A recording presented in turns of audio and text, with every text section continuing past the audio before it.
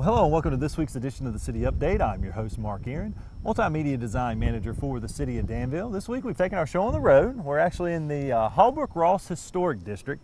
And joining me today is Enid Dixon, who is with the Danville Regional Foundation. She's a fellow there. She works closely with History United. And we've done some stories on this in the past, but this collaborative effort with different entities in the community has really taken off over the last 12 months. And Enid's really worked closely with this and collecting our history here in the city of Danville in a variety of different ways. And Enid, I know you're collecting oral histories, you're doing a lot of photographs of different areas of the community. Yeah. Can you tell me a little bit about History United and how this effort really got started?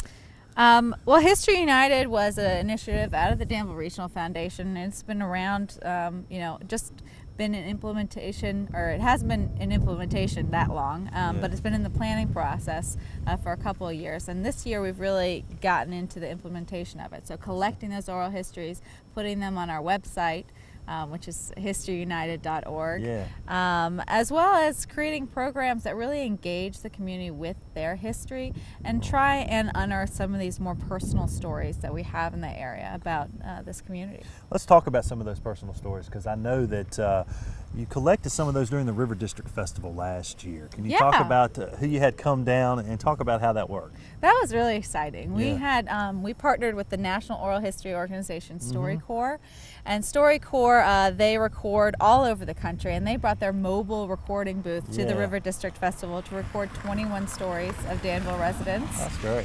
Our Danville area residents, excuse me, so Castle County, Pittsylvania County, and Danville. And one of those stories recently was aired on National Public Radio. Oh, great. And that was Frank and Warwick Scott's story about their father and grandfather, Wendell Scott, who just was inducted into the NASCAR Hall of Fame. But all of those interviews are archived in the Library of Congress in Washington, D.C. So we have 21 Danville, region stories in the Library of Congress. Cool. Can you give me an example of some of the other stories that were collected? And are those available on your website to listen to? No, they are not available just yet. Okay. We're still working on how exactly we want to engage the public with those. So possibly some discussion series. So listening to these stories.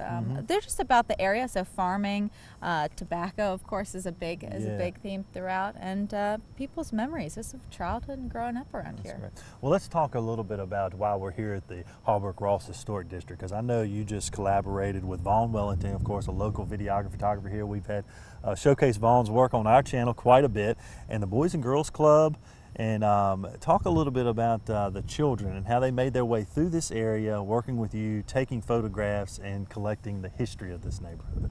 Yeah, well, History United people, we have a group, and we meet every now and then, and we went on this walking tour because the Danville Historical Society gives this walking tour of the Holbrook-Ross area, and Joyce Wilburn, who gives the tour, said, not many people take advantage of this tour. And History United folks, we said, well, that's not right. This is a great walking tour. This is a great history here of Danville's first black professional district that was started in the 1880s. So we thought, what are some ways we can get people to start talking about this area? And one of those ways is maybe getting some kids involved and making them understand the real historic value of this area.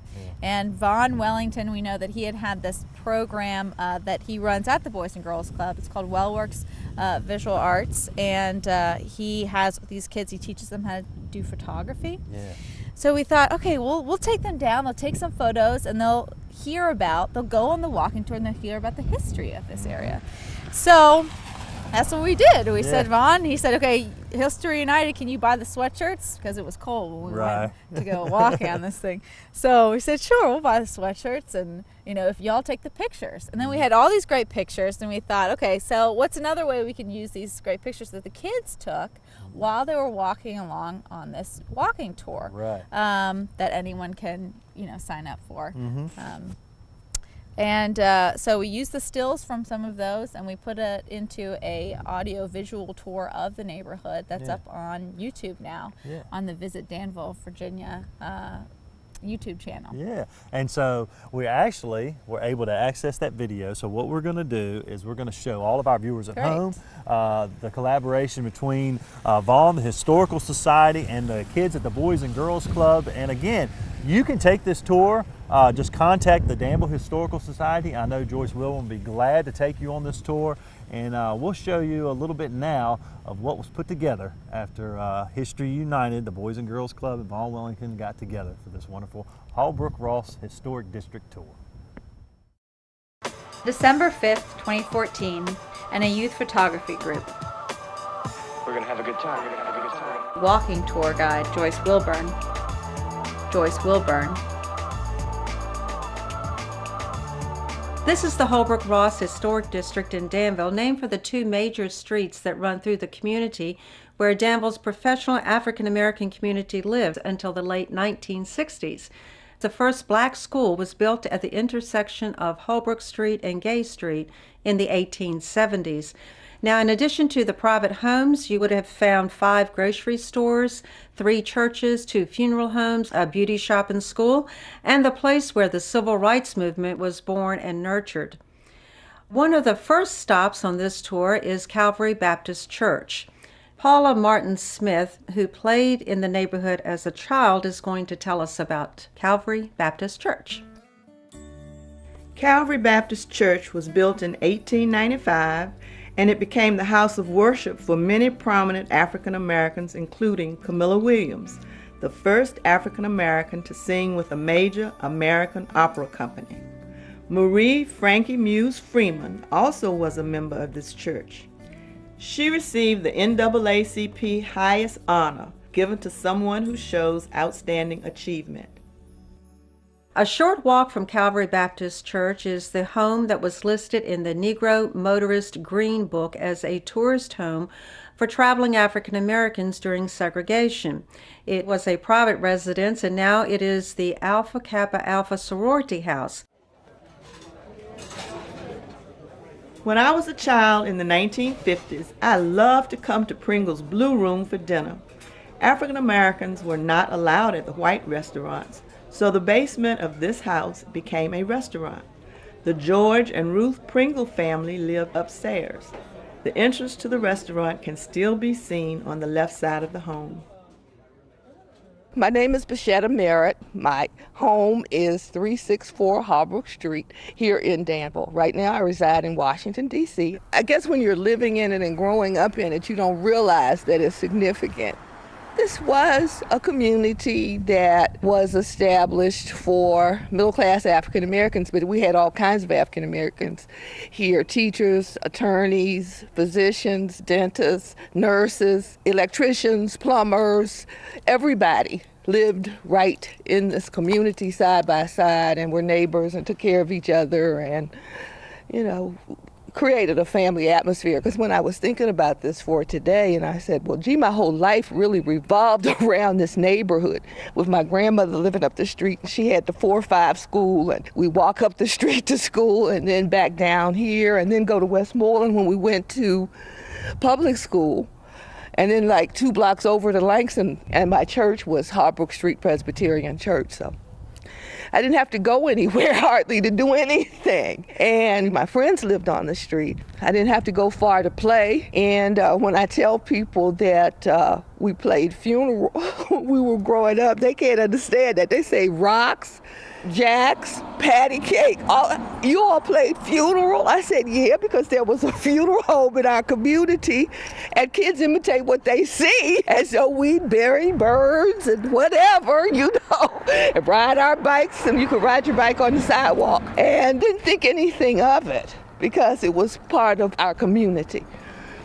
Yeah, so this was Cunningham and Hughes Funeral Home.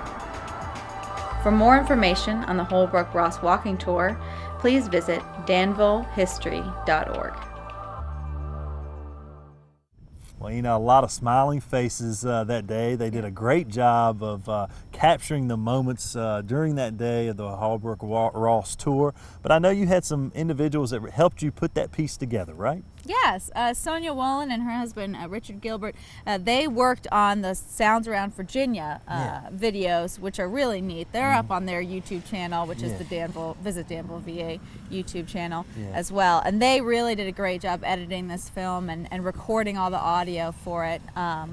And it was a lot of fun. The kids learned a lot. I think that they actually realized that these old buildings that they go by all the time, where some of their relatives, they're like, oh, my aunt lives over there. They realize their aunt lives in a historic district, you know, and it's nice to have those stories for them to hear. Well, I'm a wonderful fan of history, especially the history of Danville, so it's great to see the younger generations getting involved, because a lot of times that history is lost, and that's one of the great things behind History United. We won't lose those stories of these individuals as they pass on. So talk a little bit about the future of History United. Where do we go from here? And if anybody at home is watching this and says, you know, my relative has a great story about such and such they'd like to tell and be archived, can they contact you? How can we go about saving some of that history? Oh, yeah. So History United is less about, I think, saving the history as it is about telling it. Yeah. So part of this is sharing stories that of people who have grown up in this area.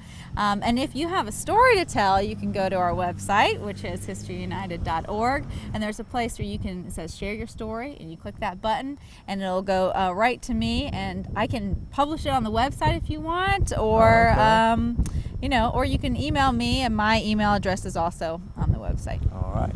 Well, you know, I really appreciate you taking the time to join us today, and especially working with the younger kids here in our community, capturing that Holbrook Ross Historic District tour. And again, you can log on to historyunited.org to learn a lot more about History United here in our community. Thanks for your time today, especially in this cold weather. Thank you, Mark. I appreciate it. Yeah. And thank you at home for watching. Until next week, have a great day.